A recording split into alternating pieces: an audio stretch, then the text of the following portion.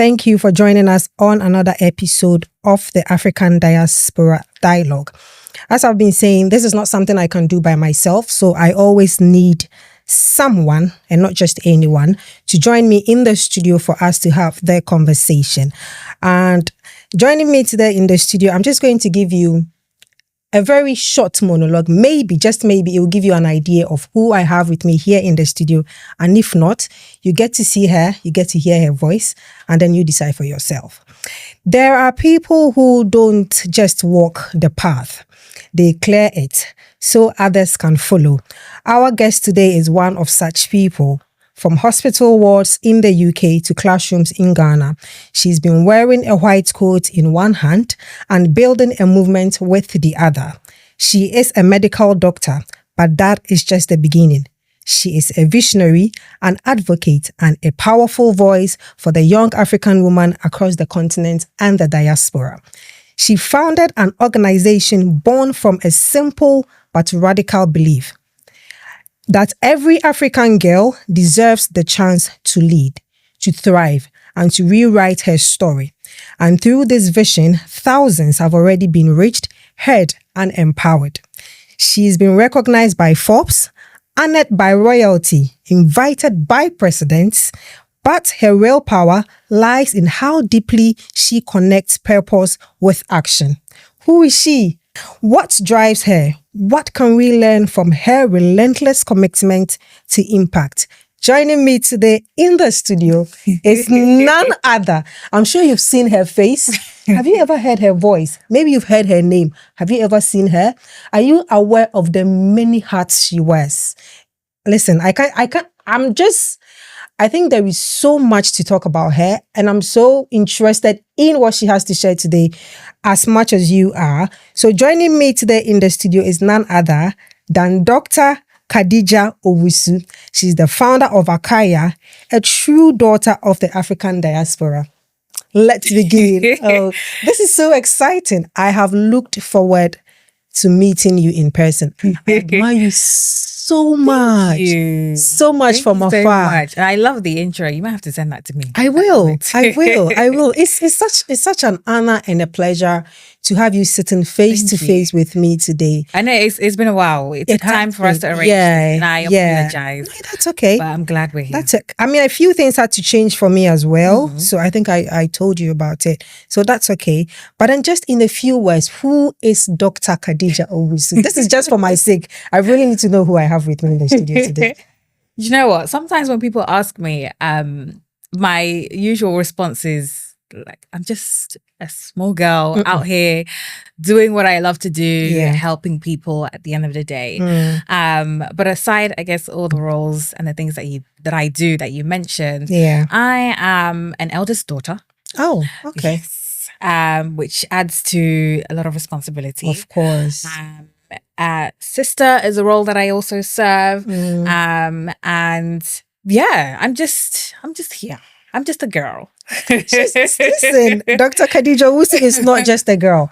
If you listen carefully to what I just read, you will know that she is not an ordinary person. How do you do what? Listen, give me just 1 second. Let me take you through something. She has done it all. She's into different leadership roles. She's an ambassador. She speaks to presidents. She's been recognized by Forbes. She travels to Ghana. She is a medical doctor by profession. She leads Melanin Med. How do you do it?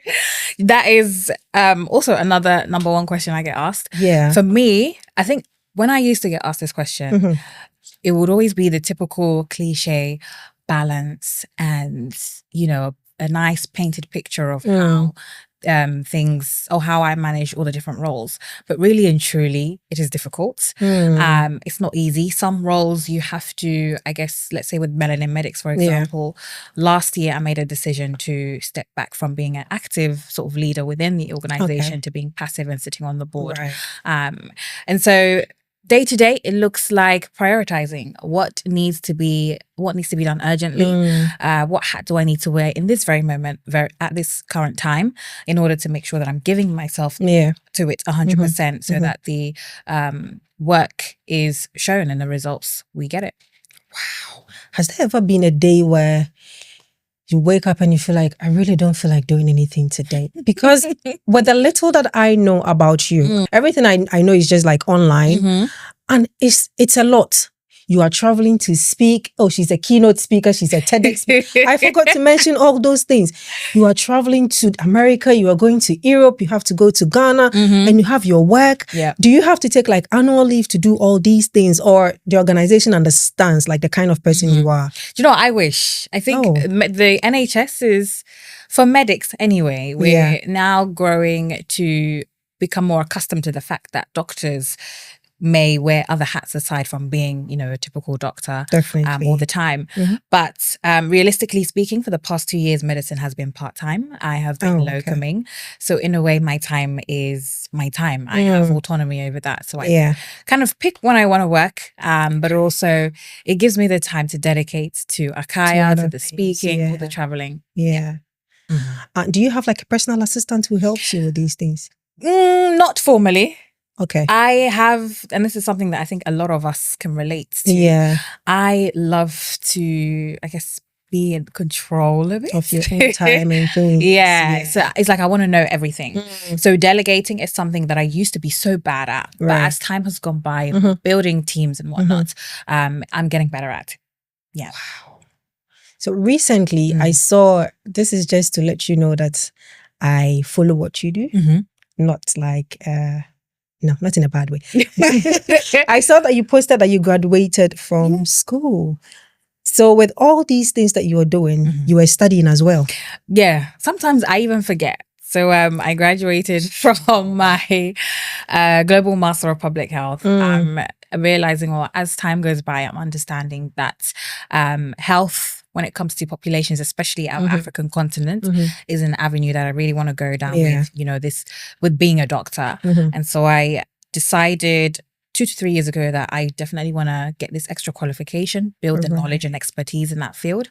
So I did my master's 2 years part-time. Within the first year, I was actually working full-time. And then the second year of it, I was part-time. But it was not easy. It can't be easy. It's not. And I feel like you have like a lot of responsibilities on your shoulders. You have a lot of people looking up to you. Yeah. So you failing, God forbid, it will never happen. That's not even the best word to use. But then you failing will not just be you disappointing yourself. Right. But a lot of people, a lot of girls back home looking up to you. Exactly. A lot of people who want to be like her, you will get there. And a lot of people who just admire you from afar like myself. Right. Because if someone asks me who Dr. Khadija Owusu is, it wouldn't be, the response wouldn't be personal, but trust me, I'll have a lot to say. And this is just from what I have read online, just from what I have seen on your website, just from the works I have seen you do here and then back home as well. And then again, recently I saw you posted like you were having an event here in London. And then when I saw it, I was like, does she ever rest? I do a normal 9 to 5. I wake up sometimes, I was like, oh God, I wish I could sleep today. But I can't. The work has to go on. Right. I chose this life. Nobody chose it for me. How was it like for you growing up? Did you ever plan how busy your life going to be? Did you ever admire like seeing the girl or the woman going up and down, getting a lot done? Did you ever want it to be that person, or it just had to happen along the way? I would say, did I always think life would be this way? Yeah. A part of me, yes. A part of me, I guess, didn't know what to expect. I've always, I think number one, the foundation is really important. Yeah. I grew up in a single parent household. Okay. Dad was present, but with it, environmental wise, it was a single parent household. Okay. Mum was everything from working to obviously taking care of us to making sure there's food on the table. It was a lower socioeconomic household. Right. And I have 2 younger brothers who, one of whom, the one after me, has sickle cell anemia. So you can imagine the added stress of a mother having to also look after one of her children who has sickle cell. So knowing, I guess, in terms of that discipline, that hard work nature, the tenacity that she has, I feel like it's something that has been deeply ingrained into me. Then when I found myself in school environments, I always would take up positions which would always have an essence of helping other people. I saw myself as a voice for the voiceless. Right. For individuals who couldn't necessarily speak up for themselves, I would gladly do so. I would gladly mentor the individuals below me, Right. because it's not fair, for me to not see somebody that doesn't look like me, but I don't want the next person to also feel the same way. That's right. If it means me being the first, I will take on that responsibility and go forth. So definitely that is where it really stems from. But I do agree with you. There are days where I just leave me in bed. Really? Yeah. Oh God. I'll read my book or put on some Netflix, watch some YouTube, scroll on TikTok. Yeah. You deserve it. Yeah, You really do. definitely. How often do you go on vacation though? Have you ever? Like just to relax, not to work? So like full on vacation of no work at all. I think the last one was my birthday trip to Dubai, Okay. which was around early November. Okay. This was last year? Yeah, Okay. that was last year. But with some travel, I tend to incorporate days of just rest. Yeah. Even though it's work. So let's say with Ghana, I will have times that, I'll just rest, enjoy. I was in Spain recently. Yeah. The second day I was there, I was just like, let me just walk around. It was hot. Explore. It's good. Yeah. Just for the brain to rest a bit. So I think if I get you correctly, it's more about knowing how to manage your time. Yes. Because you do a lot. You really do a lot. And if you still have the time to like just walk around, read a book, relax and everything, then I don't have any excuse because because I do, just as I said earlier, I do my normal 9 to 5. I get home tired. Like it's quite a journey for me. And then I just have to do like a lot of personal development and work stuff when I get back home. And then I wake up the next morning, I'm like, oh my God. And I'll question myself, do you want this or not? And my answer is what gets me out of bed. Yeah. Because it's either you are doing it or you are not doing it. This is to ask you that, do you have any support system? You've already mentioned that you don't have like any PA or whatsoever, but do you have any support system? Do you have anyone that calls you or sits you down? Do you have anyone that pours into you, that tells you, Dr. Owusu, you can do this? Like when that time comes and you feel overwhelmed, is that one person for you? And who is that person? Oh, I wouldn't narrow it down to one person. I think just as you were saying, you wake up the next day and you have to go, do you want this or not? A part of me also feels like it has become automatic or automated a bit for me. Okay. As much as I would love to stay in bed, relax, whatnot, push tasks to the next day, some of them are imminent. And regardless of that, I just feel like I have to do it. It's like my body is kind of used to it. So it becomes automated in that sense. Your question about, do I have anybody pouring into me? So many. My team, wonderful team, Team AKAYA, Team Melanin Medics, the board. Very, very grateful for them. My friends, also my sisters in terms of friendships that we become, I guess we form a sisterhood. Amazing, amazing women doing amazing things. And we just pour into each other and just support each other.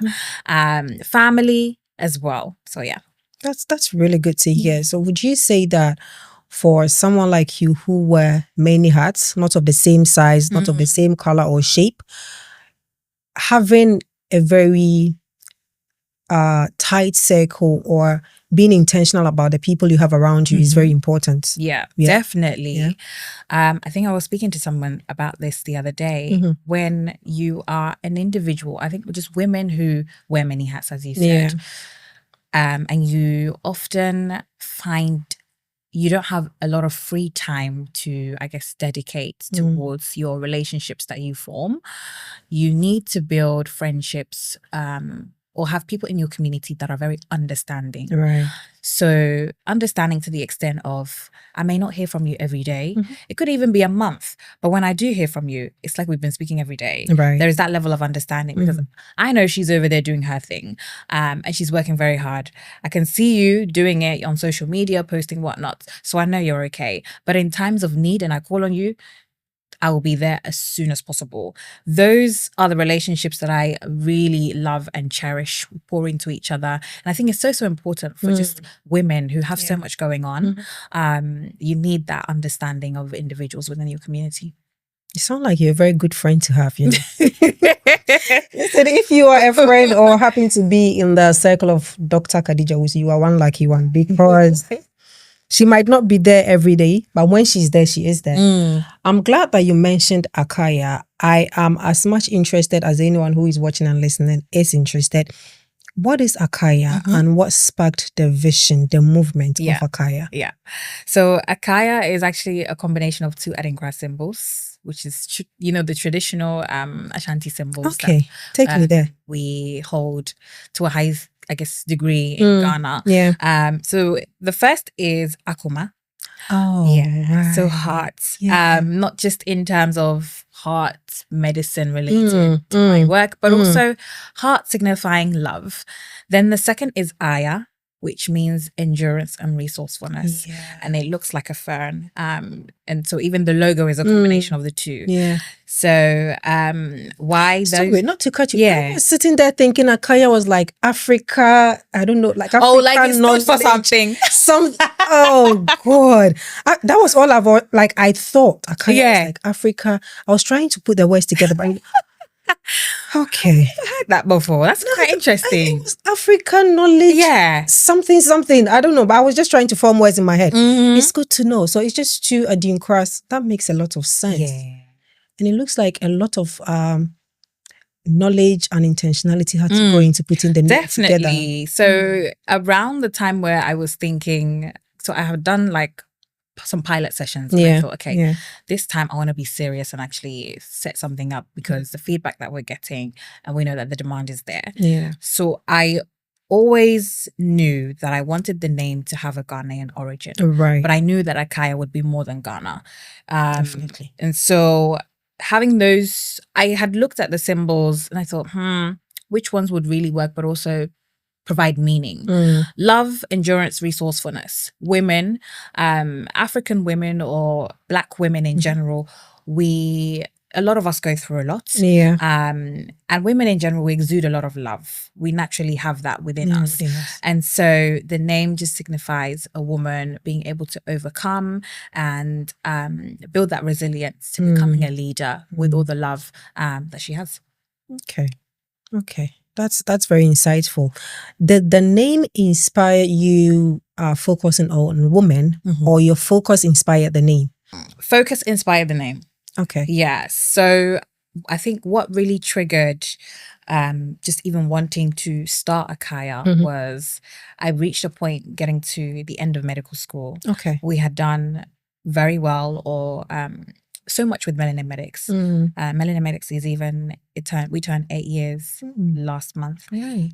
So getting to the end of medical school, I was like, we've done so much, we've done really well. Thousands of, African and Caribbean students here in the UK, even just doctors, with the UK's largest intergenerational network of Black medical students and doctors, which is crazy. And I just thought, personally, I've always seen my impact to be greater than just the UK. Yeah. And growing up, I agree. Mum did a very good job of making us understand that Ghana is also home. We would go back in the summer holidays. We all know how to speak Chi. Oh, you do? Yeah. Growing up, she was like, not in Like this house. fluently or English. UK related Chi. I'm fluent, I would say. Yeah. You don't speak with an accent, do you? Not really. Oh. No. Okay. I don't know, I'm shocked. I think you were one of those exercise kind of people. Oh, no. Really? Can you give us just one line? You're putting me on the spot. It depends. I'm just trying. Just anything. It depends on what you want me to say. It's saying. Mpacho, yeah. Okay. Udi Diana Pawi. Anapamindidi. Hey, she's good. She's good. Please go on. She's good. Please move on. So yeah, growing up, she was like, in this house, no English. The English, you learn it in school, But in this house, Yeah. it's only Chi. And it got to Right. the extent where I would go to school and I would speak Chi to the teachers, and they'd be like, Mm. I think there was one time I must have said, Junso, Junso. Mm. Like, she keeps saying these things. Right. But we don't understand. Oh. So yes, I've always known that Ghana is another Yeah. home for me. Right. Right. And so I was like, I definitely want to do something back home. And I was just drawn to young women. And so, yeah, that's what really inspired. Was on young African women. What was your reason for choosing to focus on? I think my reason was not just in terms of visibility and representation, Right. but also I didn't want us young African women, especially on the continent, to be at a disadvantage when it comes to leadership. Yeah. Not just leadership in terms of being in high places, sitting on various boards, but also leadership of yourself. Because, I mean, we all know this saying, when you educate a man, you're only educating an individual. But when you educate a woman, you're educating a whole nation, her community. And we see that with the work that we do in the classrooms, but also with the university students and the young women within our network that we work with. So, okay. So AKAYA focuses on the young African woman, but then I've seen videos of you speaking to not so young women as well. Was that AKAYA related, or it was just like a different organization that you were working with? So if we are to put an age on it, we go from as young as primary school, basic school kids through to let's say recent graduates. Oh. Yeah. So many years ago, I could have been a beneficiary of AKAYA. But we have, that's in terms of our projects and programs. Okay. We do have events to, I guess, engage with our network of even young women who are working, just various ages through our events and conferences and stuff like that. Yeah. Okay. Okay. So there is no age limits on, is it that once you are in school, you get to... Yeah. Okay. Yeah. So not necessarily you are in school, but you are older. But then once you're in the institution, you get to benefit. Yes. Okay. Yes. If you meet the criteria for the particular program. Okay. What's the criteria though? So we have the LikeHer Project, which is our high school menstrual hygiene confidence workshop. So usually we particularly target schools working with the Ghana Education Service and the girls' education coordinators. We particularly target schools where we know that their girls are really struggling when it comes to managing their periods, staying in school, confidence. So that is across the nation. I think we've done about 5 regions, 5 or 6 regions, soon to do a bit more. So that's for the high school girls. Then we have the internship program, which is for the female university students. And that's a few months where you are getting mentored leadership skills to make you into that holistic, well-rounded individual, because what we've seen is the higher education institutions are very good at creating individuals that know how to chew and pour, as they say in Ghana. The practical skills, the soft skills that employers are also looking for to make you stand out is really lacking. And we see it all the time with the applications that we receive. And we're just like, and this young woman is in university. How? Struggling to even write a CV. So that's where we come in. We mold these ladies to make sure that they become employable. And then we send them through to our workforce partners where they go and experience the real working world and intern with them. So currently we have quite a few of our ladies interning in various in one company called Remotely, one of our amazing partners, and they're doing very, very well. The other program is the AKAYA initiative. So again, female university students, but these girls have serious challenges that they've been going through. Mental health, gender-based violence. A lot of them, there's a history of abuse, sexual abuse, especially from a very young age, like as young as 4 years old. A lot of the time it's even from an individual within the household, which is sickening. Also escaping early marriage, teenage pregnancy. These girls have gone through it, but there's still that, inkling of them continuing to pursue their education, and we're there to, I guess, push them to give you that mental health support you need. So girls are getting one-to-one therapy, peer group support, as well as building you into the leader that you can be, because we found that, what I've noticed is when you come from those particular circumstances, you probably think leader aware. Yeah. Just trying to get through life. Exactly. How can I help the next person? Yeah. But you can use that, your story, the pain that you went through, to empower the next person. That's right. So that they don't have to go through the same thing again. So these girls, we give them community grants. Propose a project to us, provided we agree. Take this grant, work amongst yourselves, and implement a community project so you can actually, I guess, wear that leadership hat and inspire others as well. So that program is supported by the KGL Foundation in Ghana. Amazing, amazing partners. And yeah, that's some of the programs that we have. I am amazed listening to what you're saying. Sounds like AKAYA was founded in 2021, if I'm not mistaken. Yes, that's when I like officially. Yeah. In 2020. Well, officially registered officially 2022 December. Okay. But in terms of me just starting or piloting the sessions, that was 2021. And we officially, I guess, unveiled ourselves in March 2023. The British Council, we did a launch event. So 2023, 24, 25, or let's even start from 2021. 22, 23, 24, 25. This is 4 years. And you've done all these things you were talking about. How often do you initiate a project? Is it like on annual, biannual? And how do you get these partners to come on board? Do you have to go out and then find them, or they come to you? Because if I am a partner, or if I have anything to invest, just based on what I'm listening to, I will want to invest. I saw your report. You posted your annual report, I think a month or two ago. Yeah. And I was just reading the thing. I was just looking at the numbers. Yeah. And I'm like, okay, I'm seeing return on investment if I should put my money here. And to know that this whole initiative started like 4 years ago, and just from the top of your head, you are able to give me all these projects that you have done. I'm sure there are some you might have forgotten because I haven't mentioned the rest. Because I think you worked together with what's the name? Kwanda. I saw that. I saw your sanitary pad project was in Volta region. I saw that. I think I've seen a few. Yeah. And this is all between 2021. Yeah. That's even that's majority from March 2023 when we officially launched. So I'm even being so 2023, 24, 25. Yeah. So this is 2 years. Exactly. Within that 2 years you were schooling? No, working. You were working? Yeah. Within that 2 years you were traveling to speak? Yeah. Within that 2 years you were living in London? Yeah. Within that 2 years you were still performing your big sister duties? Yeah. Within that 2 years, you were still on Melanin Medics. Yeah. Within that 2 years, you were still the ambassador for Guba. Yeah.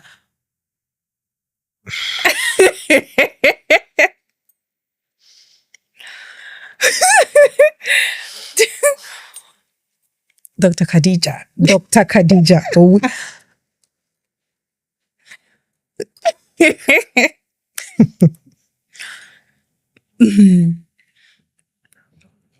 Where do you draw your strength from? How? Listen, I'm sure you seeing who I'm sitting here with. She comes across as a very simple person. It's very easy for you to see her and say, oh, okay. Just as you said, just as she said, she's just a girl. No, don't be misinformed. She is not. Listen, let me just go back to the question because I'm finding it difficult to take it all in. Right. And I wouldn't doubt it because I have seen it. Yeah. I have mentioned some of the things you do without you having to tell us right now. My question still remains, where do you draw your strength from? What keeps you going when times are tough or when... How do you just do it, please? Where do I draw my strength? So this is something that I guess sometimes I often ask myself, how on earth? And the fact that I struggle to answer just reaffirms to me that the only answer is God. Because I think just even you saying what I do, I don't even think about it that way. Oh, so I can write it down for you. You saying it, And then I'm answering, yep. I'm like, oh wow, Oh, wow. it's a lot. And It I'm is. realizing it's a lot. Yeah. But I guess day to day, it doesn't necessarily. I don't think of it that way. For me, it's taking each day as it is. I Right. tackle what I can do in the day. If I'm not able to, then it moves on to the next day. And I make sure that I get things done on time if I'm able to. So the only answer is God and having faith and understanding that this is my God-given purpose. And if this is what I believe God has instilled in me to do in order to help people, in order to help young people, especially young women, who am I to come and sit down and relax? It's very admirable. You deserve a whole, I can't just stand up, but you deserve a whole like standing ovation and applause and everything, because you are doing a lot. I saw your interview with Michelle Obama. I don't know how long was that? I want to say 3 years ago. Okay. Yeah. Was it after or before you were invited to the White House? Years after. That was in 2012. I was still baby. How did that happen? How did that invite? How did it come about? So this is a question of personal interest, by the way. So when I first started secondary school, I was a part of the choir. Okay. So you sing? Not really like that. You support? Yeah. Okay. I don't know why I was a part of the choir. Okay. But your voice was heard. You were still there. Yeah. Okay. That's fine. And we were told, oh, like there's a special guest coming, so we're just practicing or rehearsing for an event, or a school assembly, whatnot. We were never told who the special guest was. Right. And this was 2008 when they were first elected, and the whole world is like, first black.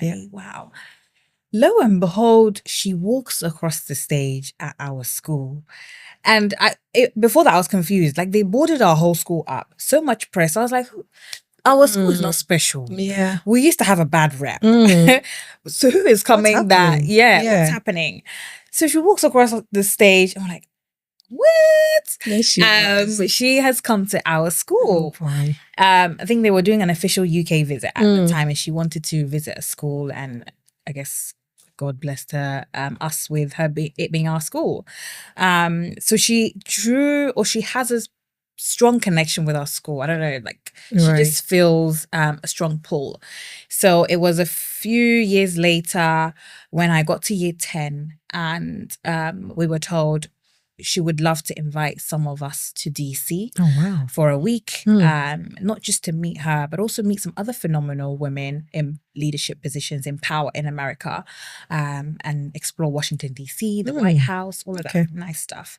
And we had to fill out a form, and it asked bunch of questions, but I think the main question was who inspires you and why. And I believe I wrote about my mum. Right. And one day, I think I was in biology class.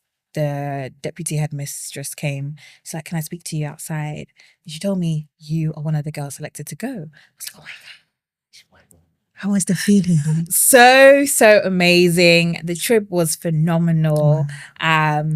But I look back at those moments and think I was probably like 14, and I know it didn't register, or I didn't deep the fact that, wow, not only am I in the White House, but I'm also having an incredible woman, Michelle Obama, pour into us young ladies, speaking on all things leadership, on failure, on just us going for what we really want, especially as women of color.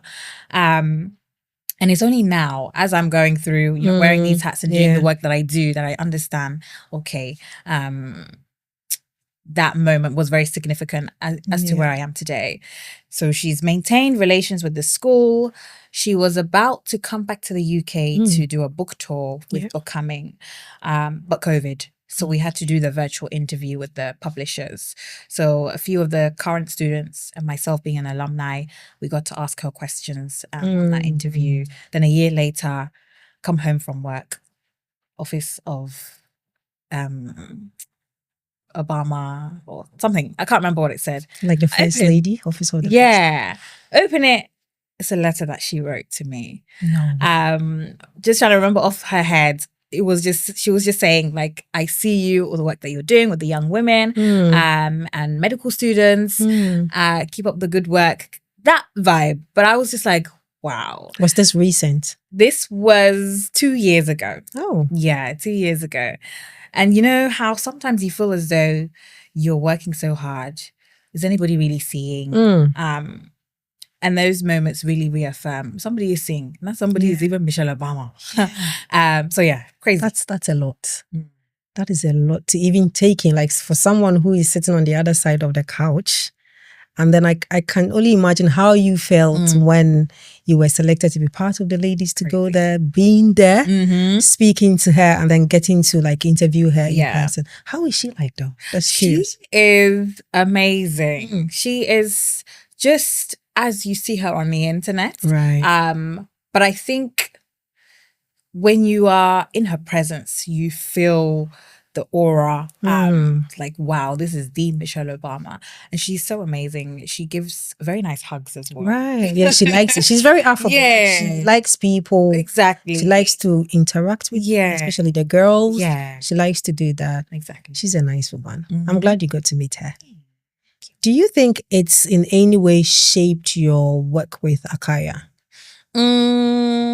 Yes, I would say so. Right. I think shaped me in general, but also how I like to lead. I think I am very much somebody, in terms of dictatorship, I'm not really into that. Okay. Just as at AKAYA, we're all about empowering others. I believe the same thing should also go towards the people you work with, the team. Although you may be the founder or CEO, the team, without the team, what are you really and truly doing? Yeah. And especially as somebody that is building from across the other side, the team, we had the LikeHer Project. I think they did a school in Ashaiman. Okay. Yeah.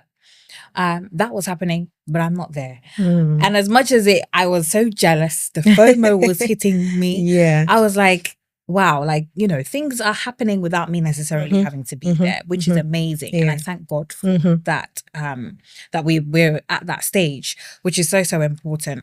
And so, yeah, that's really, really crucial in terms of making sure that your team members feel that they are also leaders. Yeah. You give them that room to make decisions.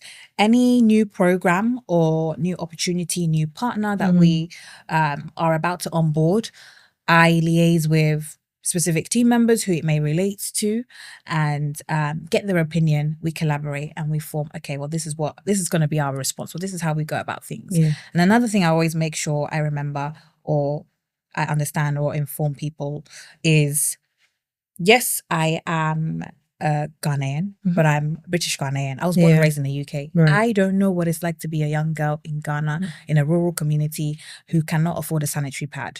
So there's also that part of me empowering the team members, but also our beneficiaries and alumni, program alumni, to understand what is it that you guys need? What do you think that your fellow young ladies will benefit from based on your lived experiences, so that I can be able to pull more resources and we make that change happen. Yeah.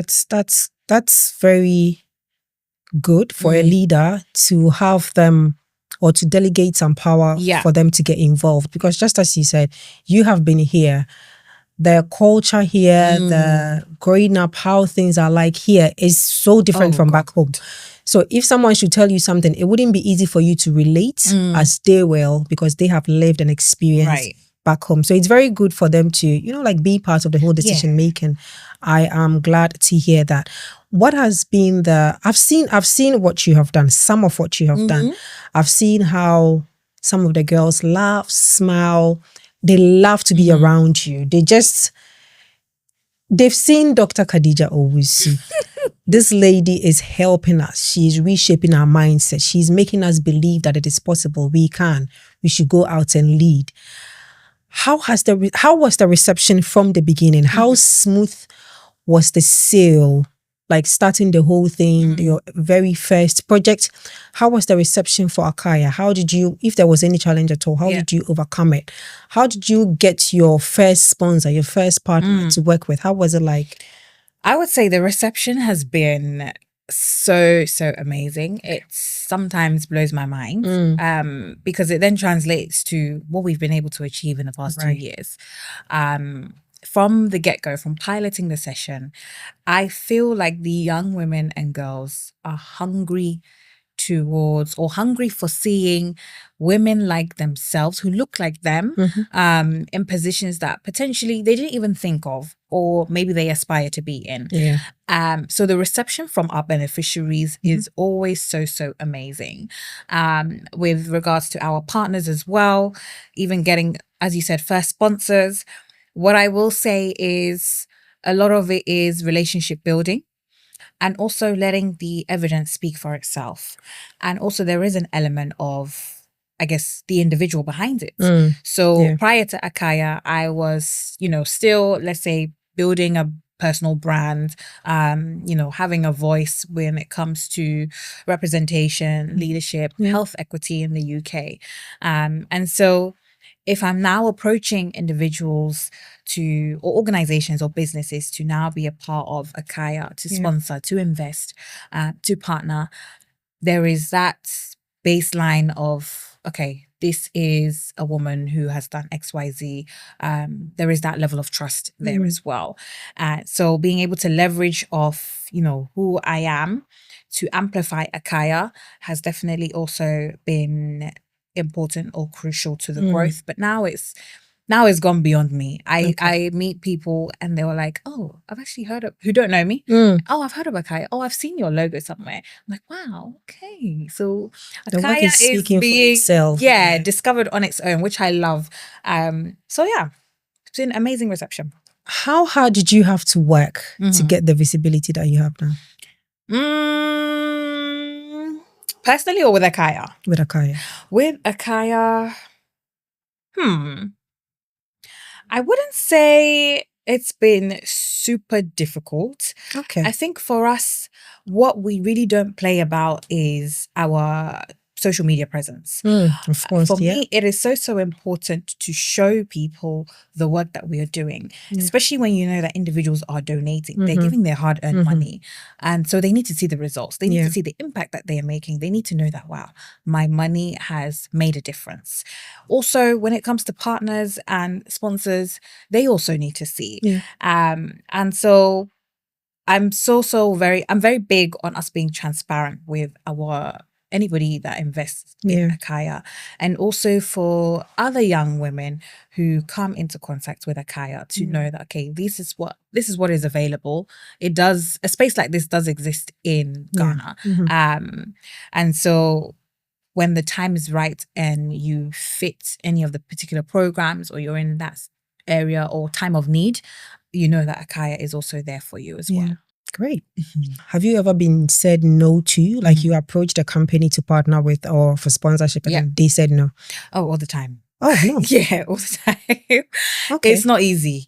It's not easy at all. And so anybody that does become a partner, we are so grateful for. Right. And I'm very big on maintaining comms. Even there is, I don't know, if sometimes you may encounter organizations or businesses whereby your communication with perhaps the investor it might be somebody else within the team that maintains that communication. For me, I want to actually directly message you, tell you what's going on. Aside team members giving you the daily updates. But me personally, let's say as a founder, as a CEO, I want to also let you know that I am so grateful because whatever we are doing is not possible without you. So that's something that I'm very big on. We do get a lot of no's. When it comes to sponsoring, we want to do our AfriGirl conference. So we held a massive conference in 2023 to mark International Day of the Girl Child. Right. And it's very intense. We had almost 1,000 high school girls, including some young men actually. It's good that we have some allies on board. Massive conference, but it takes a lot to pull that off. Definitely. So we're hoping to maybe try again this year, but again, it requires looking for sponsors. And so it's quite difficult. You will get no's, but it's not something that deters me. On to the next. Do you go back to them and then tell them, I came to you, you said no, I have results now. Do you still want to come back on board? Or you don't go back? Do you feel like your ego is bruised when they say no? Not really. Okay. I just think I don't know, I just feel like maybe I think maybe I could have communicated our work well. But even then, I feel like with our proposals and our website or our social media presence, it speaks for itself. So it could be a case of, okay, you say no now, but maybe next time. Never did we imagine that we would be working with PwC in Ghana last year, which was crazy for us. And so, if it's a no one particular year, the next year we'll come back again. Yeah. Why do you think a company will say no? Because I really think and believe that you are doing a great work back home. And just as I said earlier, if I have the money, I will want to invest, because at the end of the day, I see what is happening. Right. I see the results. And then you're posting like reports. Yeah. So I get to view how my money was used. So why will someone want to say no to something like that? And that brings me to my next question. Do you think back home, we have enough of people doing what you're doing? Because in as much as we preach Africa is this, Africa is that, I wouldn't sit here and lie that we don't need the kind of work that you do. We really do need it. We need a lot of people doing such work back home. Yeah. Because most of these girls, they don't know what is happening. They want certain life. They don't know how to get there. Yeah. They don't have the right people to talk to direct them. So they just live their life anyhow. Yeah. And sometimes you feel like if you had taken a few steps correctly, you could have just, like navigate some parts, getting into the right destination that they want to get. Do you think we have enough of such work as you do back home? And this is not just limited to Ghana, like Africa-wise. Do you think we have enough of like charity work, the girl child, the boy child? Do we have enough of them back home? In terms of your question about why say no, a lot of the time is lack of funding. Okay. I think, well, that's the response that we tend to get sometimes. Yeah. Lack of funding, and then also sometimes, I guess, year on year, different companies will change their focus. Yeah. So that's on the part of why we often get no's. Do we have enough on the continent? I would say in terms of charitable organizations, there are tons. There are lots of grassroots organizations doing important work. Where I think there is a struggle, or what I've noticed, is in terms of visibility. Some organizations may be doing amazing work, but how they communicate that to the outer world becomes a bit challenging for them. So we don't really know what they're doing. That's one thing. And then another thing is we have to also look at sustainability. A lot of the time, some of the charity work that is done is not from the perspective of let's look at longevity. Let's say something that is very, very common is, sanitary pad drives and donating sanitary pads.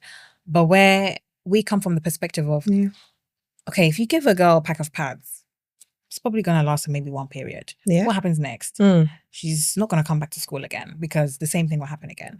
But for us, it's the case of, okay, how do we then implement sustainability into this? Girls are given reusable sanitary pads, which will last 2 to 3 years. Girls are given biodegradable, disposable sanitary pads, which is also great for the environment. We also provide them with the additional resources and tools based on hygiene and also education to help them navigate that time so that they can basically complete high school without their period becoming a barrier. And now recently we've partnered with the Commonwealth Girls Education Fund to even eliminate finances for some girls in Ghana who are struggling to stay in school. So that's something exciting that we have coming up for the next academic year for girls. Because when we do go to these high schools, a lot of the teachers will tell us, this particular girl or this particular young lady who is even standing out with her confidence and answering questions in the session, in the workshops that we do, she actually has a baby at home. She's a teenage mother. And people at home are even, against her coming to school, but she's still fighting. She's still pushing. Young women like that, we are now at a position to be able to potentially support for the next academic year, so that finances is not something that will keep them away, which we're really, really grateful for.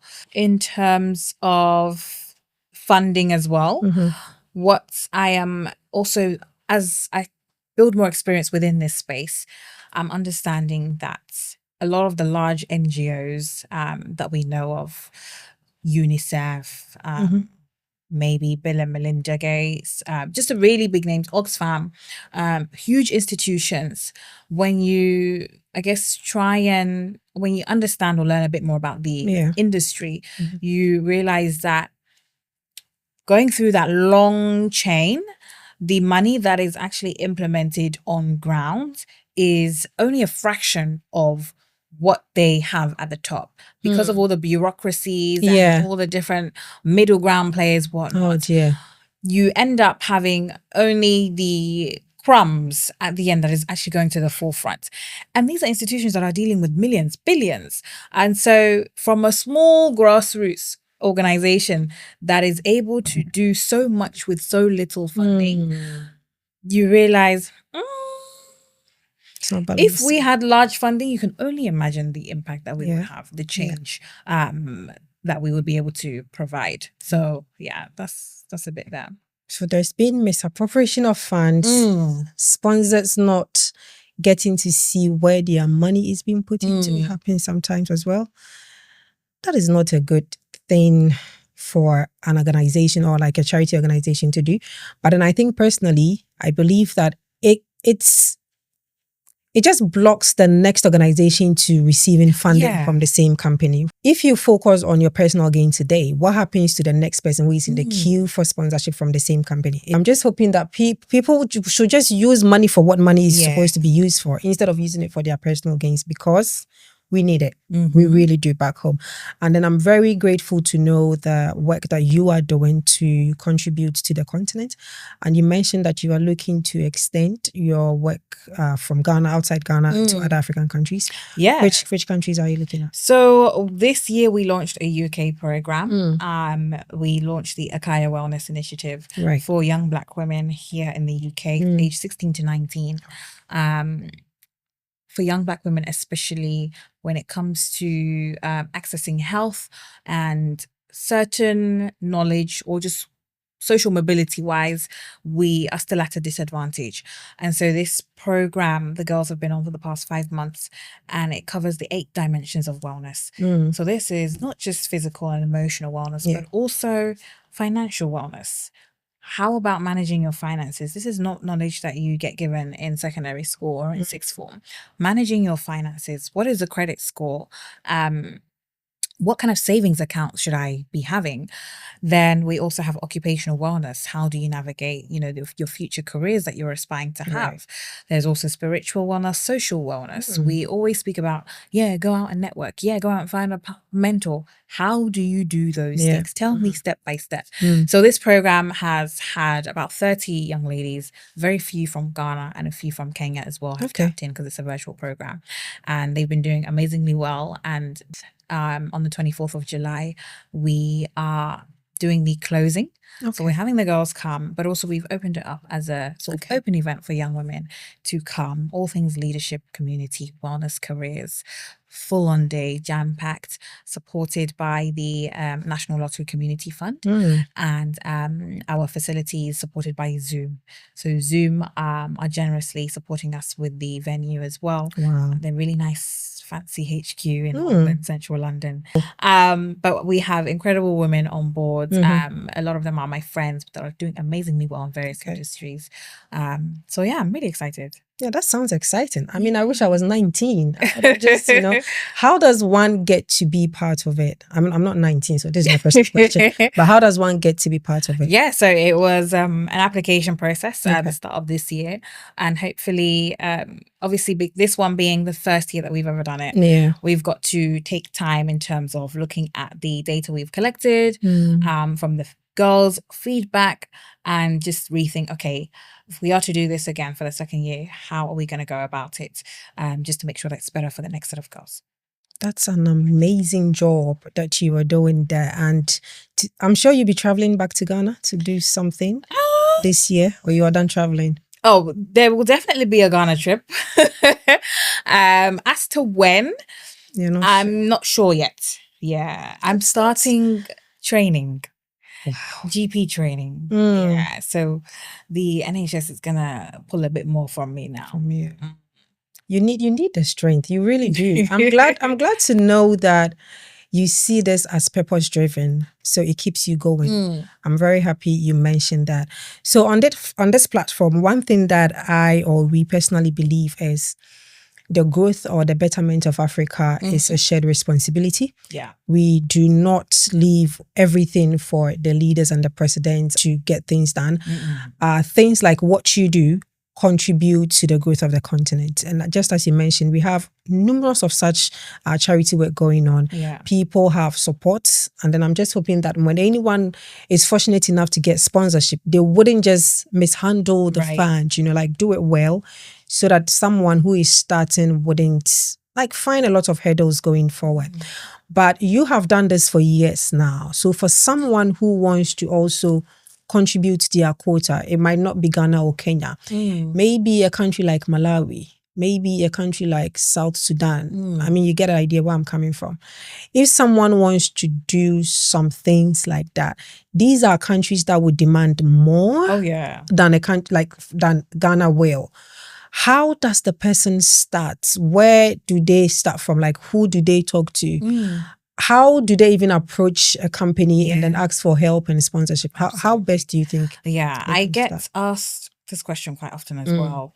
Not just even within African countries, but the other day I was a keynote at a conference, a medical conference, and one of the young ladies in the audience, she was like, she's always wanted to do something back home. Back home for her is Afghanistan. Oh, right. And she even enlightened me to the fact that in Afghanistan, girls are not allowed to go to school. And when you compare that to the context of Ghana, where there is free high school education, that's the quality question mark. But girls are not allowed to go to school. They're having to school or learn behind closed doors because it is illegal. And she was asking me, I really want to do something, but how do I even go about it? And it's a tough one to answer because obviously I don't really know what it's like to come from those particular environments whereby it is very hot. There is war. There are so many conflicting issues going on. Safety is a huge question mark. But what I will say, generally speaking, is when you have ideas of thinking about something, definitely do some research into what it already exists on ground. Yeah. This is even when I speak to individuals who aspire to do something in Ghana as well. Do research. Talk to whoever exists on ground, see what work they're doing, and also dedicate some time to perhaps support their initiatives. Okay. If you also have the resources to, absolutely support the initiatives, dedicate some time, see what it's like. And for me, I'm very, very realistic in the sense that what is the motive behind you wanting to do charity work, what you wanting to give back? Yeah. Is it a one-off thing that you feel, okay, you've managed to raise funds or you have some funds here and you want to give back? Or is it something that you are willing to give up some of your time, your peace in order to It requires a lot. build a full-on organization that is running 24/7. I can have a young lady message me saying they're going through it mentally and they need somebody to speak to. And depending on where I am or what situation I'm in, I will be like, okay, at this time, I'll send you a Zoom link. Let's have the conversation. Some will even go into 1 a.m. because I'm speaking to a young lady who is really, really going through it, on the verge of suicide. So you have to really ask yourself, what are you willing to dedicate? Or how much are you willing to give? Yeah. So if it's the case where, that's why I really emphasize a common experience. And so we have a lot of individuals in the diaspora who raise money amazingly well. And then they come to Ghana. So this Easter, we had a lot of fellow diasporans volunteer with us, raise money, come to Ghana, and we have you involved in doing a LikeHer Project session, for example. And they absolutely, absolutely love it. And we have a couple more this year as well. And I just love it when individuals, want to come on board and partner and volunteer. It saves you the headache as well. Yeah, it does. As somebody from outside, when you don't know your left and right when you go to Ghana, how to even find a school is even a headache. We have the local infrastructure set up. Just worry about fundraising. And when you come to Ghana, we'll handle it. And you get to fulfill that dream of yours of wanting to give back. And you are involved in that process too. Yeah, I think that's a good one. I mean, instead of starting from near to nothing, you can just collaborate with someone who is already doing it. Just volunteer your time or resources, just as you mentioned. That's really a good one. I have a feeling that this conversation will have to continue some other time because I still have questions that I want to ask. I still have things I want to know. I am very honored that you, because I know I have an idea of how busy you are, for you to take the time to come have a conversation with us. Thank you so much, Dr. Khadija Owusu.